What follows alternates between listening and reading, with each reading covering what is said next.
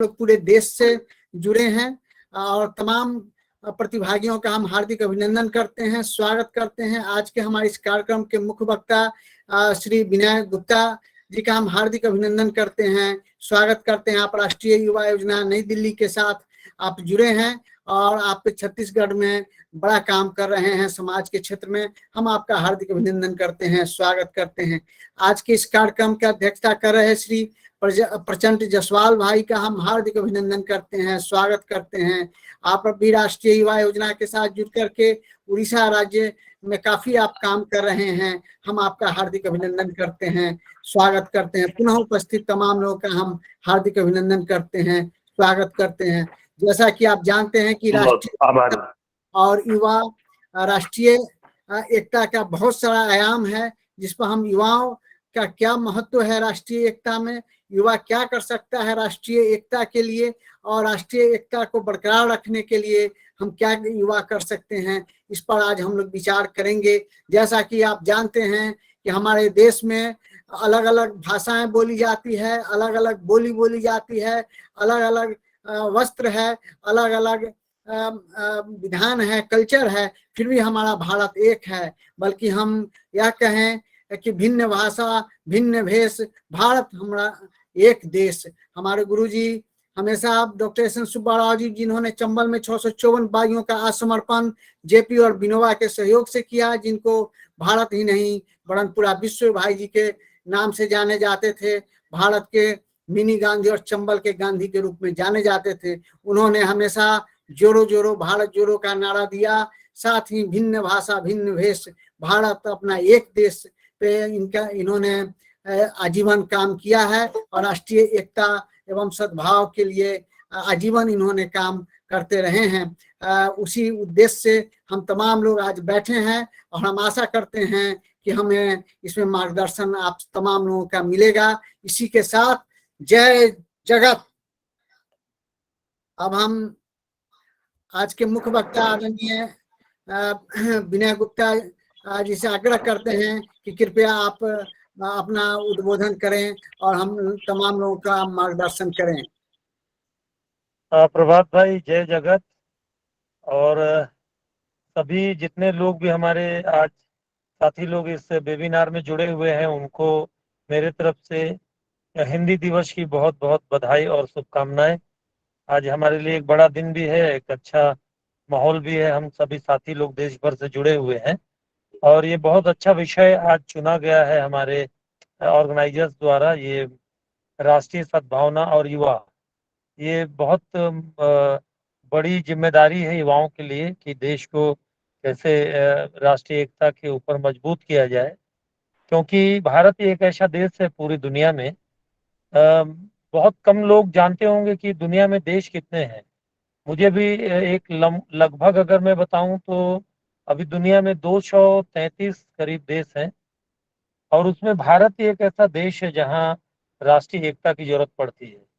अगर हम दूसरे देशों की बात करें तो अगर हमारा पड़ोसी मुल्क है श्रीलंका, जहां दो भाषाएं बोली जाती हैं, सिंघालीस और तमिल। हमारा और बगल का एक देश है पाकिस्तान, जहाँ 6 भाषाएं बोली जाती थी, लेकिन एक भाषा टूट कर अलग होकर बांग्लादेश हो गया। और हमारा एक पड़ोसी मुल्क है जहाँ एक ही भाषा है, बांग्लादेश में बंगाली। अगर हम थोड़े दूर के कंट्री को देखें, लाइक कनाडा को, तो वहाँ भी 2 भाषाएं हैं, इंग्लिश है, फ्रेंच है। लेकिन भारत जैसा कोई देश पूरी दुनिया में नहीं है। अगर हम सिर्फ संविधान की बात करें तो अभी हमारे संविधान में 18 भाषाएं हैं भारत में। और अगर पूरे मातृभाषाओं की मैं बात करूं, आप बहुत सारे लोग जानते भी होंगे कि एक जो लैंग्वेज इंस्टीट्यूट है, national language institute of India, उनके आंकलन से ये जानकारी है कि आज पूरे देश में 1652 1652 मदर टंग है पूरे ऑल ओवर इंडिया में। तो ऐसे देश में राष्ट्रीय एकता की तो बहुत बहुत बहुत ज़्यादा ज़रूरत है, क्योंकि भारत ही एक ऐसा देश है जहाँ 4 धर्मों का जन्म हुआ। हमारे गुरु श्रद्धेय doctor S N Subba Rao ji के कैंप से तो हम लोगों ने बहुत लंबे समय से जुड़ा हुआ है, और न केवल जिले में, प्रदेश में, बल्कि राष्ट्रीय और अंतर्राष्ट्रीय स्तर पर खूब सारे शिविर किए। और शिविर के माध्यम से ही हम लोगों को ये भी आभास हुआ कि हम सभी का देश के प्रति क्या कर्तव्य होना चाहिए। तो आप देख रहे होंगे अभी देश में बहुत जाति के ऊपर, धर्म के ऊपर, भाषा के ऊपर बहुत सारे वायलेंस, बहुत सारी लड़ाइयाँ हो रही है, और जो सौहार्द है, हमारा भारतीय सौहार्द है, बहुत ज्यादा खतरे में नजर आती है। तो इसको एक रखने में केवल सरकार की भूमिका नहीं हो सकती, बल्कि ये जो 150 करोड़ नागरिक है पूरे देश में, इनके एक एक लोगों की भूमिकाएं इसमें बहुत महत्वपूर्ण है। तो मैं वही बता रहा था कि हमारा एक देश ऐसा है जहाँ 4 धर्मों का जन्म हुआ। उसमें वैदिक धर्म है जो बाद में हिंदू धर्म नाम पड़ा। उसके बाद अ, जैन धर्म है जो लगभग 2600 सालों से है। फिर बौद्ध धर्म आया। फिर लगभग अभी 320-25 वर्ष पहले 1699 ईस्वी में सिख रिलीजन आया। तो ऐसे 4 धर्मों का जन्म भारत में हुआ, और दुनिया में लगभग 10 से 11 रिलीजन हैं। और अगर हम पश्चिमी दुनिया की बात करें तो वहाँ कोई भी धर्म पैदा नहीं हुआ। तो भारत एक ऐसा देश है जहाँ सारे धर्मों के लोग रहते हैं, सारे भाषाओं के लोग रहते हैं। तो जब तक हम सभी धर्मों को अपनाएंगे नहीं, सभी धर्मों का सम्मान नहीं करेंगे, तब तक राष्ट्रीय एकता, अखंडता को बना के रखना बहुत कठिन कार्य है। और इसमें युवाओं का बहुत एक बड़ा रोल है कि युवा राजनीतिक स्तर पे, सामाजिक स्तर पे, और या खिलाड़ी के रूप में कहीं भी, क्योंकि खेल में भी राष्ट्रीय एकता बहुत देखने को मिलती है। जो राष्ट्रीय और अंतर्राष्ट्रीय स्तर पर जब खिलाड़ी जाते हैं खेलने के लिए, मुझे याद आता है अगर हम भाषा की बात करें तो अभी मैं बता ही रहा था कि एक देश है जो अपनी आज़ादी का 50वां वर्षगांठ भी मना नहीं पाया, और टूट कर बांग्लादेश हो गया। हम तो खुशकिस्मत लोग हैं जो अपनी आज़ादी का अभी अमृत महोत्सव मना रहे हैं, 75वां वर्ष। लेकिन एक देश 50वां वर्ष भी मना नहीं पाया, और पाकिस्तान टूट कर एक देश और दुनिया में बढ़ गया, बांग्लादेश के। और वहां से भी बहुत सारे हमारे बांग्लादेशी भाई बहन माइग्रेट होकर न केवल छत्तीसगढ़ में बल्कि देश के अलग अलग हिस्सों में शरणार्थी के रूप में या रिफ्यूजी के रूप में रह भी रहे हैं। भारत ने अपने नागरिकों को अपनाया। तो भाषा के नाम पे देश अब आगे ना टूटे, हमारा देश, क्योंकि संविधान में 18 भाषाएं हैं। कश्मीर में कश्मीरी है, पंजाब में पंजाबी है, दक्षिण भारत में चले जाएं तो तमिल में तमिलनाडु में तमिल भाषा है, आंध्र में तेलुगु है, कर्नाटका में कन्नड़ है। अगर हम पश्चिम भारत में चले जाएं तो गोवा में कोंकणी है, महाराष्ट्र में मराठी है। हम पूर्वोत्तर भारत के, हमारे साथी गणराज भाई जुड़े हैं मणिपुर से, बहुत ही एक सुंदर स्टेट है हमारा। और वहाँ भी बहुत तरीके की समस्याएं चलती रहती हैं। तो मणिपुर की भाषा मणिपुरी है, असम की भाषा असमीज है, सिक्किम में भी नेपाली भाषा चलती है, क्योंकि 71 के बाद सिक्किम भी भारत में जुड़ गया। तो कहने का मतलब युवा, और सबसे बड़ी बात क्या है, युवा कर कैसे सकता है। अभी प्रभात भाई बहुत अच्छे से बता रहे थे कि सर्वधर्म प्रार्थना होती है, तो ऐसी सभाओं की जरूरत है बहुत भारत में। हम तो दुआ करेंगे कि कभी भारत में ऐसे वायलेंस हो नहीं, फैले नहीं कहीं, क्योंकि इससे न केवल जान माल का बल्कि एक अंतर्राष्ट्रीय स्तर पे हमारे नाम भी खराब होता है। और बाद में इसके ऊपर जांच करने में और सारा चीज करने में हमारी अर्थव्यवस्था भी बहुत सारी लग जाती है। तो जगह जगह हम लोग कैंप के माध्यम से, एक तो राष्ट्रीय एकता सद्भावना युवा शिविर इसका एक बहुत अच्छा स्रोत है कि हम युवाओं को जोड़ के रखने में। और सोशल मीडिया में तो अभी हम लोग जुड़ ही रहे हैं, जो फैल रहा है अच्छी चीजें।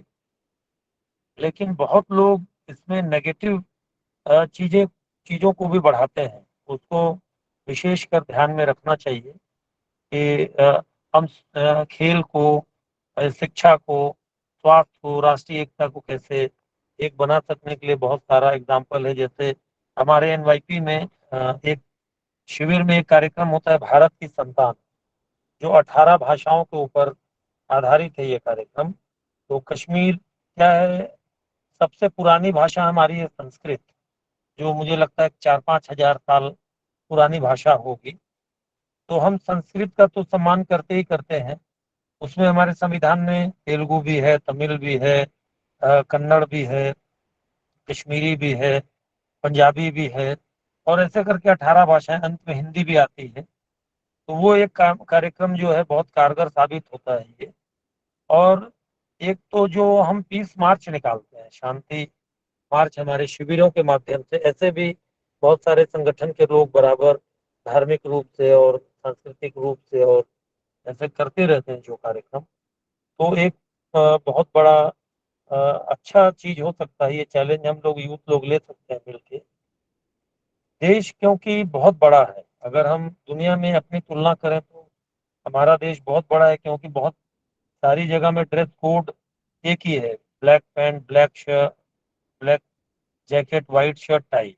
लेकिन हमारा देश से अगर हम दक्षिण में चले जाएं तो अलग हमारा पहनावा है, उत्तर में चले जाएं, पूर्व पश्चिम में चले जाएं, नॉर्थ ईस्ट में चले जाएं, तो सभी जगह की संस्कृति बहुत अलग है।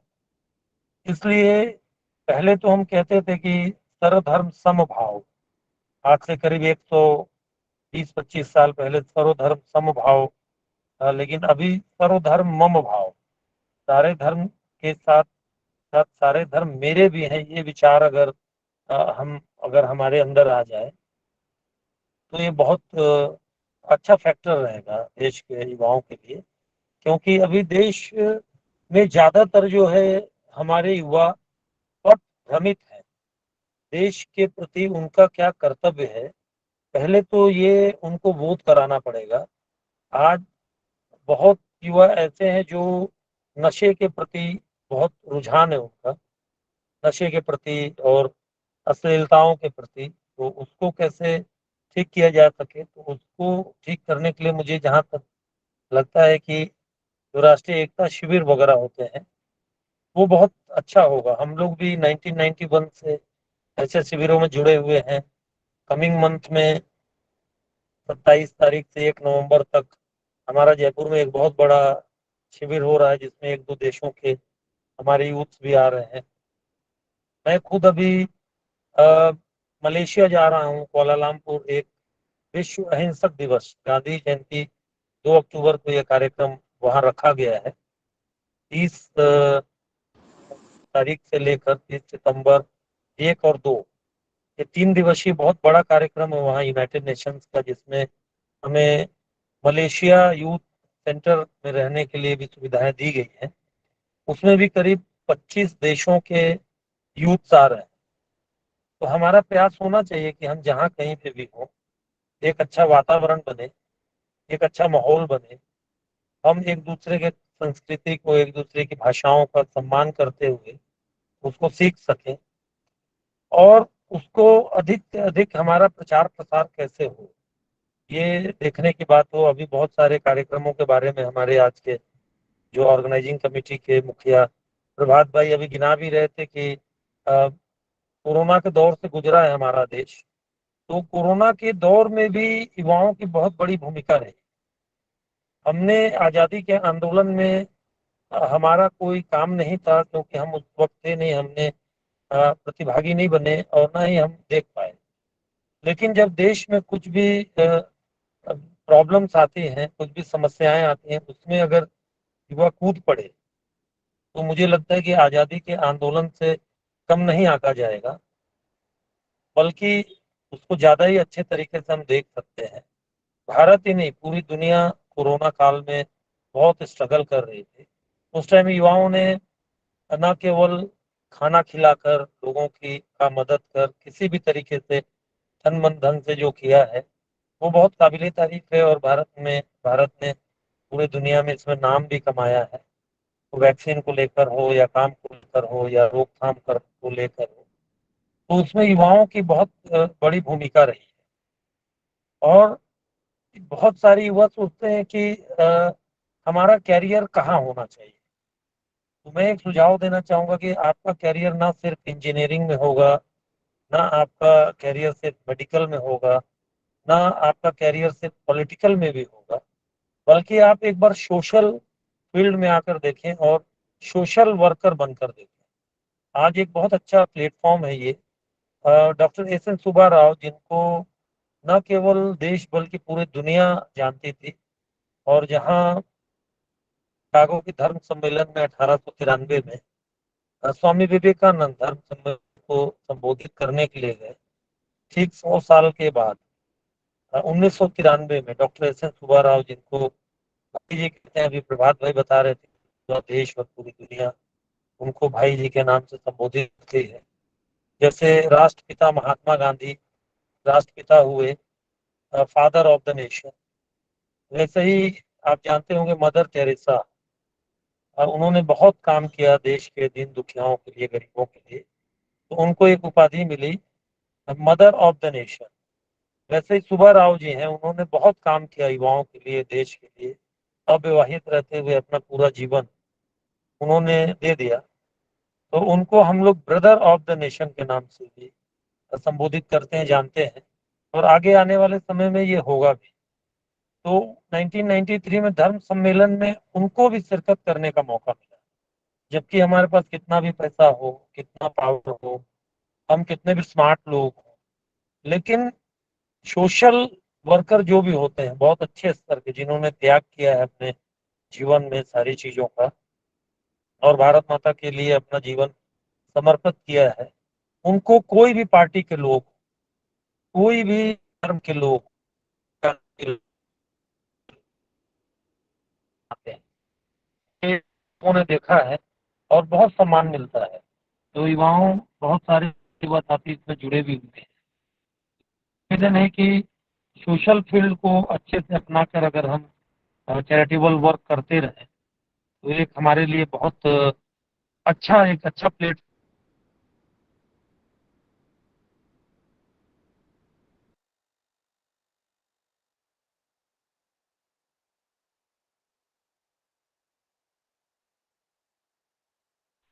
सर आपकी आवाज नहीं आ रही है।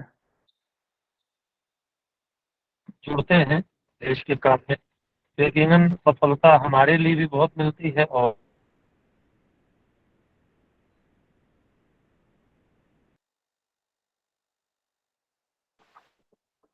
विनय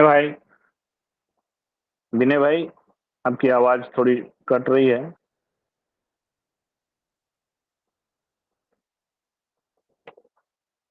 विनय भाई सुन पा रहे हैं?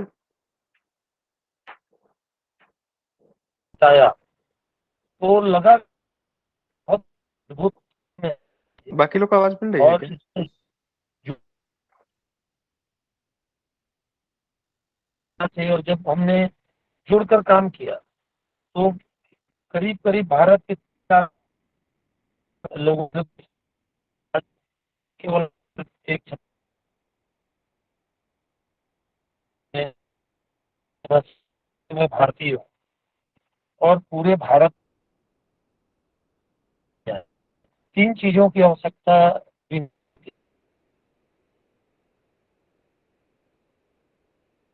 है, मैं बताता हूँ।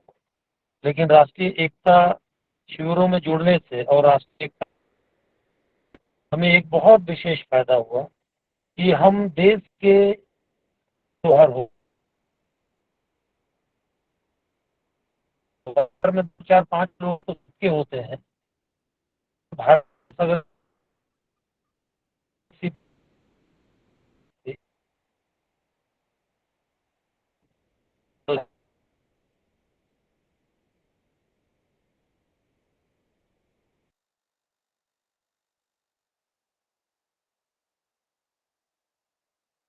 बांध के रखिए, हमारे यहाँ चेयरमैन साहब भी मेरे क्रम में से जुड़े हुए हैं। प्रभात भाई का आगे का भी कुछ कार्यक्रम होगा, तो आप लोगों ने मुझे इतना सम्मान दिया, मुझे अ,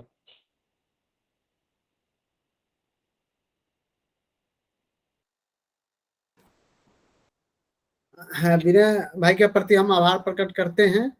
और मित्रों, आप तमाम लोग को सूचित भी करते हैं कि अभी इस कार्यक्रम की अध्यक्षता कर रहे श्री प्रचंड जायसवाल भाई का व्याख्यान होगा, और उसके बाद किन्हीं के मन में अगर कोई प्रश्न हो सुने या हम या उनको लगे कि हाँ हाँ, राष्ट्रीय स्तर के किसी कार्यक्रम को लेके, युवा को लेके अगर किसी के दिल में कोई प्रश्न हो तो बेहिचक आप हम लोगों से शेयर कर सकते हैं।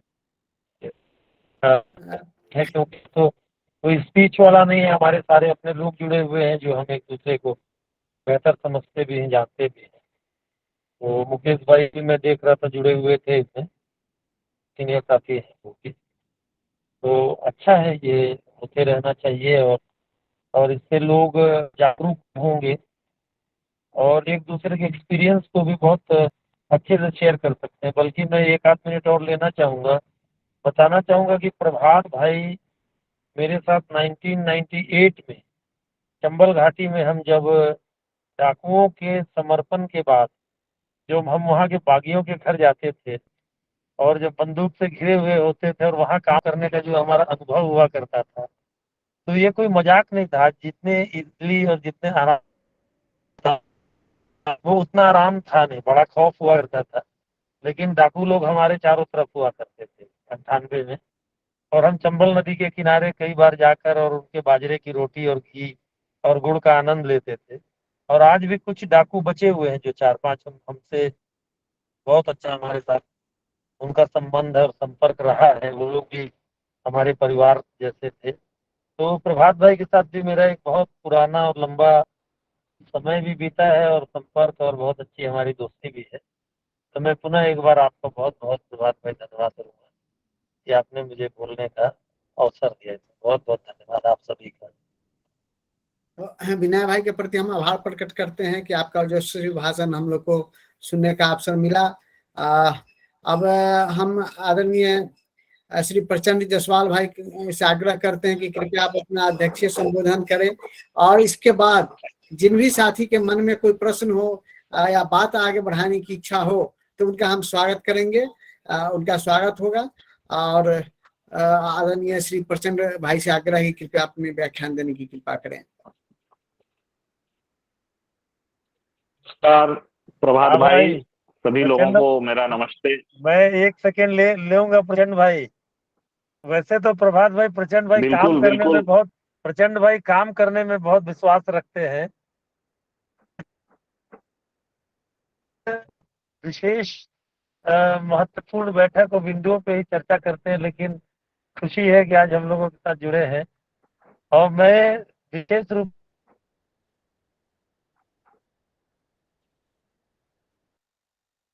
कर रहे में दिखाना आप सभी को मेरा प्रणाम है, नमन है, नमन है। तो बहुत अच्छे से ड्राइव करते हुए मुझे जो है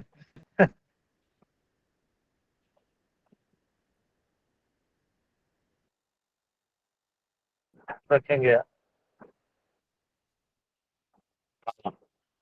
बहुत बहुत बहुत बहुत बधाई, धन्यवाद। आज जो प्रयत्न पूरे देश में चल रहा है, समाज कल्याण के लिए, युवा कल्याण के लिए, देश की अखंडता और एकता के लिए, जो प्रभात भाई एक वेबिनार के माध्यम से पूरे देश को जोड़ रखे हैं। आज मैं देख रहा हूं इसमें करीब करीब 30 लोग लगभग जुड़े हुए हैं।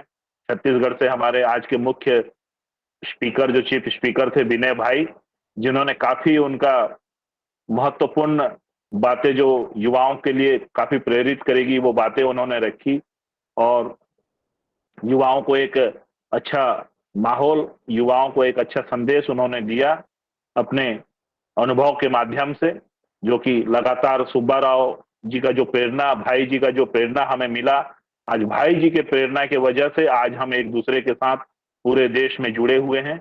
सद्भावना रेल यात्रा भाई जी की जब चली तो बहुत सारे युवा एक दूसरे के साथ जुड़े और आज वो संपर्क बना हुआ है पूरे देश में। युवाओं का एक रेल चल रहा है अभी तक, सद्भावना रेल के बाद ये युवा रेल पूरे देश में चल रहा है और उसी के माध्यम से आज हम सब जुड़े हुए हैं। प्रभात भाई का जो प्रयत्न का एक इतना सारा जो कोविड के समय में जो काम किए, जो उन्होंने सारा एक विवरणी हमको बताया, इससे लगा कि उन्होंने प्रयत्न काफी कर चुके हैं और भी आगे उनको प्रयत्न करने, उनका एक संगठन का नाम प्रयत्न रखे हैं। जितना भी करने के बाद उनको लग रहा है कि हम प्रयत्न कर रहे हैं, यही उनके लिए सबसे बड़ा एक अच्छा एक मजबूत हौसला देता है। जैसा कि आप लोग सभी जानते हैं, मुख्य वक्ता कहने के बाद और कहने का किसी को जरूरत नहीं रहता है, तो और न सुनने का कोई ये रहता है, फिर भी दो चार शब्द जो युवा हमारे भारत के हैं, जो उनका एक हमारे युवाओं का प्रज्वलित मस्तिष्क भारत का एक अमूल्य संपत्ति है। ये युवा विकास के लिए, देश के समग्र विकास को अग्रसर करेंगे। मेरा मानना है कि देश में युवा राजनीति में प्रवेश करके एक अखंडता और ईमानदारी और साहस और जिम्मेदारी के साथ एक विकासशील और सुसंस्कृत एवं सुरक्षित भारत का निर्माण करेंगे। युवाओं की तुलना में कोई शक्ति नहीं है। किसी जवान आदमी की इच्छा अधिक से अधिक बलशाली कोई ताकत नहीं होती है। अब्दुल कलाम का एक सपना था 2020 तक युवा देश, युवा भारत एक युवा देश बनकर उभरे पूरे विश्व में, और आज भारत एक युवा देश, एक विकासशील राष्ट्र के रूप में युवाओं या छात्रों का एक खजाना बन के रह गया है। राष्ट्र निर्माण सिर्फ राजनीति का काम नहीं होता है, बल्कि एक सामाजिक और जागृति युवा शक्ति को जगाने का भी एक काम होता है, जो युवाओं के बिना संभव नहीं है। राष्ट्रीय एकता का वास्तव में मतलब है कि देश के सभी लोगों को एक समान और एक समग्र के आधार पर एक मंच पर लाया जाए। ये एक ऐसी भावना है जो हमें अपनी कर्म पर गर्व महसूस करते हैं और राष्ट्र को एक सूत्र में बांधने का काम करते हैं। कोई भी राष्ट्र की प्रगति युवाओं पर ही निर्भर करती है, जो कि युवाओं की अहम जिम्मेदारी होती है, जिसके लिए भारत ही एक ऐसा राष्ट्र है जो कि युवाओं को विभिन्न जाति, विभिन्न धर्म, भाषा, जैसे अभी विनय भाई बता रहे थे, ढेर सारी उन्होंने बातें बताई धर्म और भाषा को लेकर। सभी मतभेदों से उठ करके हम काम करने का एक संकल्प हमें लेना चाहिए और देश को आगे लेना चाहिए। यही एक एकता का भावना होना चाहिए हमारे अंदर। विशेष करके महात्मा गांधी जी कहते थे कि युवा जो है उनके अंदर एक ऐसी शक्ति होनी चाहिए जो कि उनको अपने कंधों पे पूरे देश का जितना भी कठोर से कठोर काम है उसको वो अपने जिम्मे लें और देश को आगे बढ़ाएं। अपने में वो परिवर्तन आनी चाहिए जिसे आप दुनिया में देखना चाहते हैं। महात्मा गांधी का कहना यह था कि हम अगर जो परिवर्तन लाना चाहते हैं, हमारे अंदर वो परिवर्तन होना चाहिए, फिर हम उसको हम अपने देश में देखना चाहेंगे। बस इतना ही मेरा कहना था और विशेष कुछ नहीं। बाकी आगे का कार्यक्रम के लिए मैं प्रभात भाई से कहूंगा कि वो आगे के कार्यक्रम को लेंगे। धन्यवाद। बहुत बहुत धन्यवाद प्रचंड भाई को। और हम तमाम प्रतिभागियों से सादर अनुरोध करते हैं कि किन्हीं के मन में कोई प्रश्न हो या लगे कि बात को आगे बढ़ाने की आवश्यकता है तो हम आपका स्वागत करते हैं। हमारे बीच गणराज भाई हैं, DS लामकोटी भाई हैं, दीपक अग्रवाल जी हैं, रंजी जोसेफ भाई हैं, विकास सिंह भाई हैं। हम आप तमाम लोग से विशेष आग्रह करते हैं कि आप इस वेबिनार को आगे बढ़ाते हुए अपने विचार को प्रकट करने की कृपा करें।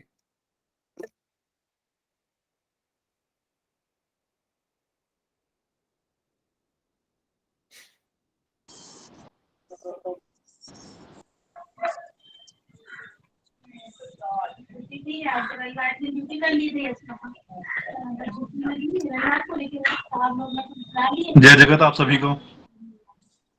जी जी, जय जगत जय जगत। सर मेरा नाम प्रवीण बिरहा है, मैं MP के मंडला डिस्ट्रिक्ट से हूँ और जयपुर कैंप में मैं आने वाला हूँ। तो आशा है कि आप सभी से कुछ ना कुछ सीखने के लिए मिलेगा, क्योंकि जब पहली बार मैंने NYP ज्वाइन किया था और जब पहली बार मेरी भाई जी से भेंट हुई थी, तो उसके बाद से मैंने देखा था कि मुझ में और मेरे जीवन में काफी कुछ परिवर्तन आया था। क्योंकि वैसे तो हम लोग NSS में भी थे, तो हम सोशल एक्टिविटीज में काफी एक्टिव रहते थे, बट NYP में आने के बाद में एक चेंजेस आया वो ये था कि एक जो संपूर्ण भारत को एक रूप में देखने का जो नजरिया रहता है, वो थोड़ा बहुत आप सभी से सीखने के लिए मिला था। आगे भी आप सभी से कुछ ना कुछ सीखने के लिए मिलते रहे, ऐसी आशा करता हूँ। हाँ, सभी यूथ ऐसा सोचें कि हम कैसे जो है देश को हिंसा मुक्त भारत, गरीबी मुक्त भारत, बेरोजगारी मुक्त भारत, भूख मुक्त भारत बना सकें। तो ये एक बहुत बड़ा हम युवाओं के लिए चैलेंज भी है, क्योंकि भारत में अभी भी गरीबी, हिंसा।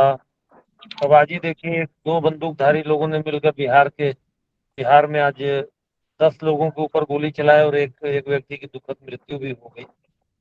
तो ये सब रोकना भी हम युवाओं का ही काम है।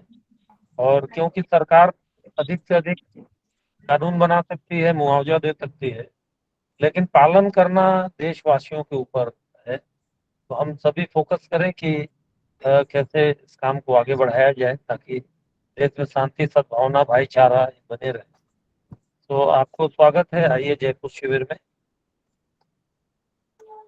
धन्यवाद सर। DS लामकोटी भाई, आप अपना विचार रखिए। बहुत अच्छा जी, बहुत अच्छा प्रयास है आपका ये। बहुत आपको सबको स्वागत है सबका, और बहुत अच्छा प्रयास है कि हम लोगों को जोड़ रहे हैं। हम दूर होके भी नजदीक हैं आप लोगों के, बहुत अच्छा है। मैं सबको बधाई देता हूँ इस काम के लिए। मैं आपके साथ हूँ इस प्रयास के लिए। जो भी हमारे से सहयोग होगा, मैं हमेशा आपके साथ हूँ। जय जगत। हाँ, लमकोटी जी का साथ बराबर रहता है। मुझे भी एक बहुत अच्छा अपॉर्चुनिटी मिला था उनके साथ जाने का। और अमरनाथ यात्रा में हम लोगों ने 2 साल जो है, वो तो लमकोटी जी तो बराबर कई वर्षों से कर रहे हैं। मुझे भी उनके साथ 2 वर्ष जाने का मौका मिला। और वहाँ जो भी हमारे लोग आते हैं दर्शनार्थी, दर्शन करने के लिए, उनका सेवा करने का अच्छा एक मौका मिला। और अमरनाथ जाने का अगर मन हो सेवा के लिए, तो आप जरूर लमकोटी जी से संपर्क कीजिए। और उनका एक बहुत बड़ा काम है स्वास्थ्य को लेकर। तो लमकोटी जी, आपका भी बहुत बहुत धन्यवाद है, आप हमारे साथ जुड़े हुए हैं। लमकोटी जी को नमस्कार। लमकोटी जी को नमस्कार मेरा। नमस्कार जी, नमस्कार। हमारे काफी सीनियर साथी हैं जो बहुत ही स्वास्थ्य का पूरा इनका रेड क्रॉस का एक टीम रहता है। बहुत अच्छा लगा जी, आपने बहुत अच्छा प्रयास कर रहे हैं। मैं आपका सबका स्वागत करता हूँ इस काम के लिए। बहुत अच्छा है। जय जगत। जय जगत। प्रभात भाई जी हाँ। अगर आपको बड़े भाई लोग इजाजत देंगे तो 2 शब्द मैं कहना विकास चाहूंगा। भाई, इजाजत है। बहुत बढ़िया लग रहा है। धन्यवाद बड़े भाई, धन्यवाद। परसों हम लोग आज साथ में ये ही देख थे के बड़ी दिल्ली में। खुशी हुई भाई, आज देख के बड़ी खुशी हुई। हमारे NYP के जो बड़े भाई हैं, उनसे आज बात करने का मौका भी मिल रहा है प्रयत्न के प्रयास से। और प्रभात जी का बड़ा दिल से धन्यवाद मैं करता हूँ, दिल्ली से विकास। और मैं बस एक बात कहना चाहूंगा कि आज तक कितने भी वेबिनार क्यों नहीं हुए, पर मैं किसी को ज्वाइन नहीं कर पाया। पर जब मैंने प्रभात भाई की ओर से वेबिनार देखा, जिसमें भाई जी के प्रोडक्ट की फोटोग्राफ मैंने देखी, तो भाई जी के जो प्रोडक्ट हम लोग हैं, जो पूरी दुनिया में, पूरे हिंदुस्तान में काम कर रहे हैं, तो मेरे से रहा नहीं गया। तो मैंने इसलिए मैसेज डाला कि मैं इसको जरूर ज्वाइन करूंगा। जो मेरे साथी लोग हैं, जो मेरे भाई लोग हैं, उनके विचारों को सुनने के लिए मैं बड़ा उत्साहित था।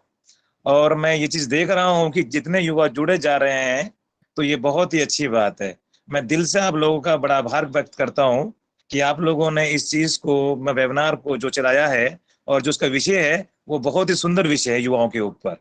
तो प्रभात भाई से मैं रिक्वेस्ट करूंगा कि प्रभात भाई जब भी आप इस तरह का प्रोग्राम रखें, तो उसके बारे में जानकारी अपने पूरे NYP के लोगों को दीजिए, तो ताकि जो लोग अभी हम लोग जुड़ नहीं पाते हैं किसी कारणवश, तो शायद आपके माध्यम से सब लोग जुड़ जाएंगे। अब NYP के अंदर क्या है ना, बहुत चीजें वैसी है कि सब भाई लोग नहीं मिल पा रहे हैं। तो आपके माध्यम से, शायद प्रयत्न के माध्यम, थोड़ा प्रयत्न और कीजिएगा, जो सब लोग जुड़ जाएं और सबके विचार जो हैं आपके माध्यम से लोगों तक पहुंच जाए। और जितने भी युवा साथी आपके साथ जुड़ रहे हैं, मैं उन सबका आभार प्रकट करता हूं कि आपने एक सच्चा साथी चुना है इस काम के लिए। तो मैं प्रयत्न का भी और प्रभात भाई का भी दिल से धन्यवाद करता हूं। आप लगे रहिए, दिल्ली NYP का पूरा साथ आपके साथ है भाई। धन्यवाद भाई। बहुत बढ़िया विकास भाई, थैंक यू। आपके कंधों पे है दारोमदार।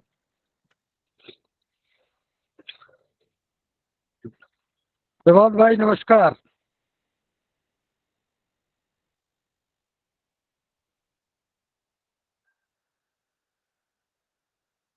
प्रभात सर, आप म्यूट है। हाँ प्रभात भाई नमस्कार। जय नमस्ते। जगत। जय जगत, जय जगत। आप अपना विचार रखें कृपया। जी जी जी जी प्रभात भाई, बहुत अच्छा लग रहा है कि आप सभी साथी एक बार, बहुत पुराने साथी एक बार इस वेबिनार के माध्यम से जुड़ रहे हैं, मिल रहे हैं, और ये सब का इतना अथक प्रयास, जो प्रयत्न आप कर रहे हैं, उसके लिए बहुत बहुत साधुवाद, धन्यवाद। और मुझे आशा है कि हम पुराने साथी हैं और भाई जी के जो सपने हैं, भाई जी का जो सपना था, उसको साकार करने में अपन सब लोग कम से कम चर्चा तो कर रहे हैं। नहीं तो चर्चा आज के इस दौर में भिन्न प्रकार की चर्चा हो रही है। लोगों को असमानता की खाइयां बढ़ती जा रही हैं, गरीब के बीच में, अमीर के बीच में, जातियों के बीच में, समाजों के बीच में तमाम तरह की खाइयां जो पड़ती जा रही हैं, उसको जो भाई जी ने हमको रास्ता दिखाया था कि जिसको जोड़ने का काम हम सब लोग मिलकर करेंगे। आज बहुत अच्छा लग रहा है कि कम से कम हम लोग उस बात पे, उस मुद्दों पे चर्चा कर रहे हैं और मिल बैठ के कर रहे हैं। तो मुझे बड़ा, परसों में भाई जी की मुझे याद आ रही थी कि परसों हमारे ग्वालियर चंबल क्षेत्र में, जिसका पहाड़गढ़ जो जौरा से सटा हुआ ब्लॉक है, प्रखंड है, मुरैना जिले का पहाड़गढ़, वहाँ पे दो डकैत आए हैं, केशव गुर्जर और गुड्डा गुर्जर। उन्होंने तमाम गरीब गांव के लोगों को इकट्ठा कर करके सभी से चौथ वसूल किया।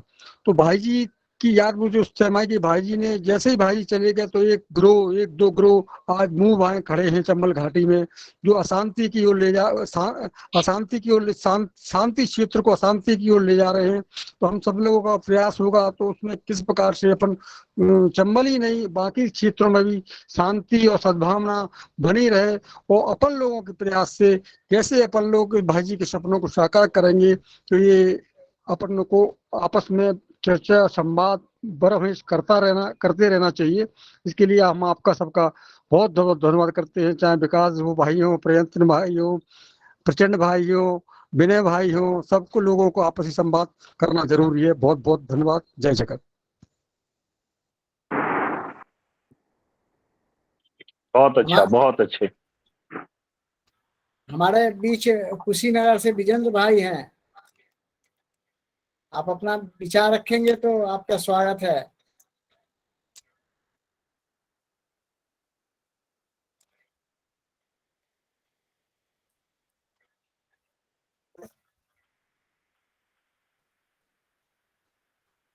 आपका माइक म्यूट है, म्यूट करेंगे तो आवाज आएगी। जी नमस्कार।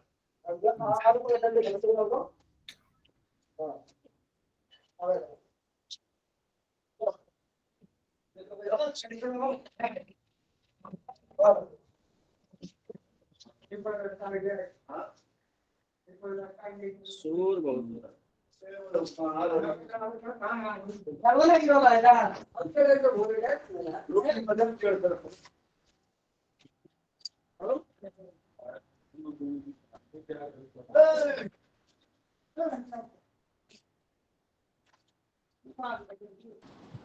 आवाज नहीं आ रही भाई आपकी।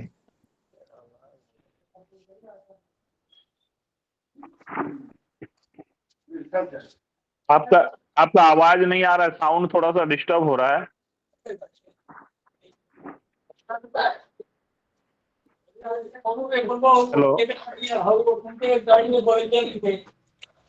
हेलो, सुन पा रहे हैं? आज यहाँ से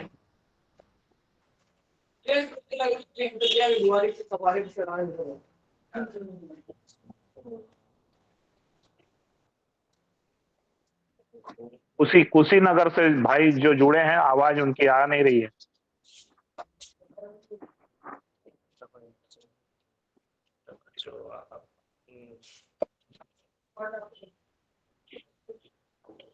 हेलो,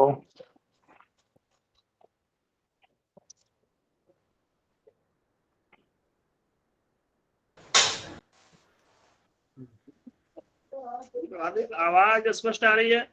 हाँ आ रही है, आ रही है, बोलिए। जी।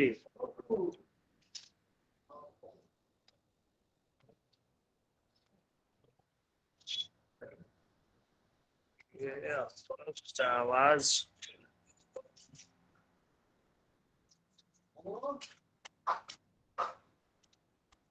सर आवाज रुक रुक के आ रही है हमारे कभी कभी।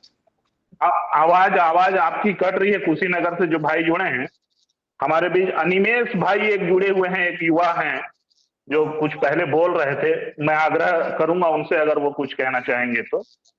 अनिमेश एक युवा साथी हैं, जुड़े हुए हैं, मैं देख रहा हूँ। जी गुड इवनिंग। जी नमस्कार सर। बस हम हाँ सुनना सर, आज चाहते हैं का आपसे। जो व्याख्यान था और बहुत स्पीकर जो भी आज बोले हैं बहुत ही अच्छा था। मेरा एक सवाल था यहाँ पे कि जैसे कि राष्ट्रीय एकता एवं युवा आज का टॉपिक है और काफी अच्छा व्याख्यान हुआ है और काफी अच्छा स्पीकर ने बोला है। तो सर हमारी क्या रिस्पॉन्सिबिलिटी है, जो राष्ट्रीय युवा की क्या रिस्पॉन्सिबिलिटी है? बेसिकली मैं युवा की बात कर रहा हूँ क्योंकि एज अ यूथ मैं ये क्वेश्चन करना चाहता हूँ कि हमें कौन सी रिस्पॉन्सिबिलिटी लेनी चाहिए जिससे हम राष्ट्रीय एकता को बनाए रखें। एक तो उसमें क्या मेरी आवाज है कि पहुंच रही? एक तो पहले हमको उसमें क्या करना चाहिए कि जी जो कुछ ऐसे अच्छे ऑर्गेनाइजेशंस हैं जिनसे, जैसे अभी आप मान लीजिए नेशनल यूथ प्रोजेक्ट है, या जैसे कोई एनजीओ भी हो, और ये या गवर्नमेंट की संस्थाएं बहुत हैं, एनएसएस है, एनसीसी है, और नेहरू युवा केंद्र है, उसके माध्यम से जुड़ के भी हम लोग देश में सोशल फील्ड में काम कर सकते हैं। या बहुत सारे नॉन गवर्नमेंट ऑर्गेनाइजेशन है, जैसे वॉलेंट्री ऑर्गेनाइजेशन लाइक हमारा नेशनल यूथ प्रोजेक्ट है, या महात्मा गांधी सेवा आश्रम है, या गांधी पीस फाउंडेशन है, या एकता परिषद है, या तमाम संस्थाएं। ऐसे हमारा प्रभात भाई का प्रयत्न है, जो जैसे डॉक्टर्स हमेशा प्रैक्टिस करते हैं। डॉक्टर कितना भी पढ़ाई पढ़ ले, लेकिन कभी भी वो परिपूर्ण नहीं हो सकता। अपने आप को कहता है मैं प्रैक्टिस करता हूँ, रोज सीखने की बात है। एक बहुत खूबसूरत एग्जाम्पल देता हूँ आपको। तो बहुत सारे जी लोग बिल्कुल सर, शायद नहीं एग्जाम्पल जानते के थ्रू होंगे कि समझाइए। 15 अगस्त 1947 को जिस दिन भारत आजाद हुआ, अगर किसी से क्वेश्चन किया जाए कि महात्मा गांधी कहाँ थे उस दिन, तो शायद बहुत सारे भारतीय इनको मालूम नहीं होगा कि भारत जिस दिन आजाद हुआ उस दिन गांधी जी कहाँ थे। मुझे भी मालूम नहीं था, लेकिन इत्तेफाक से मैं उसी स्थान पर पहुंच गया जहां महात्मा गांधी उस दिन थे। वो बांग्लादेश का एक नवाखाली है, एक जगह जहां मेरे कुछ साथी मेरे साथ उस शिविर में गए थे, नवाखाली। और वहाँ हिंदू मुस्लिम के दंगे हो गए थे। तो वहाँ 65 साल की उम्र में भी गांधी जी बंगाली सीख रहे थे, तुम्हार नाम की हमार नाम गांधी, और एक वो काम में लगे हुए थे कि देश में शांति स्थापित हो सके। तो युवाओं के लिए आपने जो रोल पूछा, जरूरी नहीं है कि हम रोज समाज सेवा करें, लेकिन जब भी हमारी जरूरत पड़े देश को, कहीं भूकंप आ गया, कहीं कुछ अर्थक्वेक का कुछ भी चीजें हो सकती, कहीं बाढ़ आ गया, या हमारे द्वारा कहीं स्कूलों में हम पढ़ा सकते हों, या कहीं प्रोजेक्ट वर्क करके हम कोई चीज डेवलप कर सकते हैं, या हम बच्चों को अगर देखें, जैसे मैं हूँ, जब परिवार के लोग इकट्ठे होते हैं हम बहुत सारे, तो बड़े लोग तो कुछ ना कुछ एक्टिविटीज में लगे रहते हैं, लेकिन बच्चे जनरली उनको कुछ काम नहीं मिलता। तो हम लोग क्या करेंगे, देशभक्ति बहुत सारे गाने हैं, जय जगत है, नौजवान आओ रे, हम बच्चे हिंदुस्तान के, भारत, ऐसे कुछ गाने हैं। तो पहले हम लोगों को क्या करना पड़ेगा, कुछ 4-5 बहुत अच्छे गाने हमको सीखने पड़ेंगे। कुछ ऐसे ऐसे गेम्स हैं, जैसे मैं बैडमिंटन प्लेयर हूँ, हम कितना भी अधिक से अधिक खेल सकते हैं, तो या तो 2 खेलेंगे या 4 खेलेंगे, उससे ज्यादा लोग बैडमिंटन एक बार में नहीं खेल सकते। लेकिन हमारे पास ऐसे ऐसे खेल हैं, बिल्कुल सही। 1000 से 1000 लोग भी हम उसको खेल को खेल सकते हैं, और उसके लिए कुछ इक्विपमेंट्स की जरूरत नहीं पड़ती हमको। तो वो फिर हमारे पास कुछ अच्छे स्लोगन्स होने चाहिए, कुछ अच्छे विचार व्यक्त करने के लिए होने चाहिए। तो हम ये सारी चीजों को हम जहां पर भी उपलब्ध रहेंगे वहां ये हम कर सकते हैं। जरूरी नहीं हम अपने घर पे हों, अपने डिस्ट्रिक्ट में, स्टेट में, या कंट्री में, कहीं पे भी हों। हमारे अंदर ये अगर 4-5 खूबियां आ गई, तो लोग हमको बहुत सम्मान तो देंगे ही देंगे, अपने लोगों के बीच में रखेंगे, अपने घर के बच्चों के बीच में हमको रहने देंगे, क्योंकि उनको ये फील होना चाहिए गार्जियंस को कि ये व्यक्ति जो है ये बहुत अच्छा है, इसको हम अपने घर पे रख सकते हैं। ये हमारे बच्चों के प्रति, हमारे